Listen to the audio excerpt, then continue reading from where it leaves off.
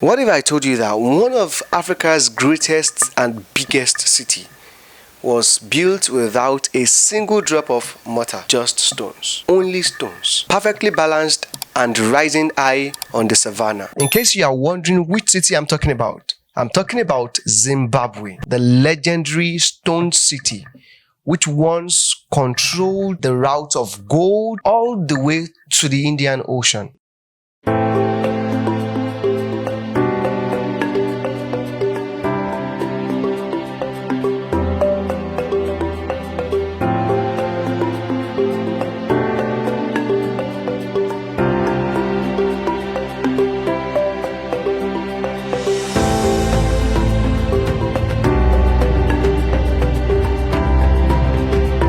The Great Zimbabwe was not just any city. It was the symbol of power and Africa's civilization at its peak. This city is located in the present-day Zimbabwe, and the city thrived between the 11th and the 15th century. The Great Zimbabwe city was home to tens of thousands of inhabitants, making it one of the largest settlements south of the Sahara during the medieval era. How did this city come to be? The word Zimbabwe itself comes from the Shona phrase Zimbabwe, which means houses of stone. And indeed, stone was the city's soul.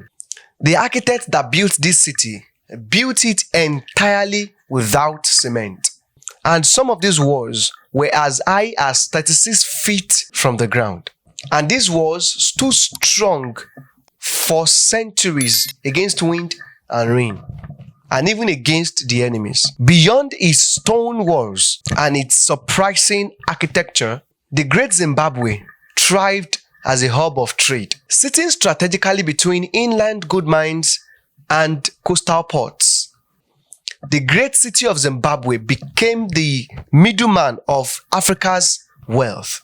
Gold, ivory, and cattle flowed out of the city, and in return, beads, Chinese porcelain, and Arab glassware flowed into the city. And many years after, archaeologists have found precious, valuable items and artifacts from as far away as Persia and India. Merchants from Swahili coastal cities took Africa's goods to as far as Arabia, India, and China. The wealth generated from these trades made Zimbabwe rulers and politicians wealthy and made their culture cosmopolitan. Aside from the popular wealth, the Great Zimbabwe city was also known for culture and spirituality. Amongst its most famous relics are the Zimbabwe beds, which today is still very much important in Zimbabwe, and we can all see it featuring on the national flag. For centuries, outsiders speculated who built these great Zimbabwe cities. The colonial era Europeans spread myths and rumors that it was built by Phoenicians, some say it was built by Arabs, and some even said it was built by Chinese engineers. There were some who even said that it was built by the lost tribes of Israel. But all of these theories were just fueled by racism, which was meant to discredit Africans of their own creative genius. But archaeology has confirmed over and over that it was the Shona ancestors who built the great Zimbabwe cities. Like all great civilizations, the Great Zimbabwe city declined.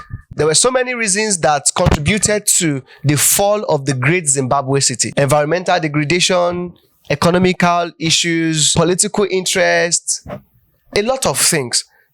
Today, the Great Zimbabwe city is nowhere to be found. And by the end of the 15th century, the once bustling city started becoming empty and leaving behind the skeletons of the stone walls as the evidence of its glory. But yet, even in ruins, the Great Zimbabwe city continues to inspire. When the modern nation of Zimbabwe, the country we know today as Zimbabwe, gained its independence in 1980, they chose this name to honor this ancient capital. Today, the ruins of the Great Zimbabwe city stands as a UNESCO World Heritage Site and stands as a reminder that Africa's history is filled with advanced civilization, which is often erased from mainstream narratives. Great Zimbabwe is a testament to African resilience, Africans' creativity, Africans' excellent architecture, innovation, and global connection long before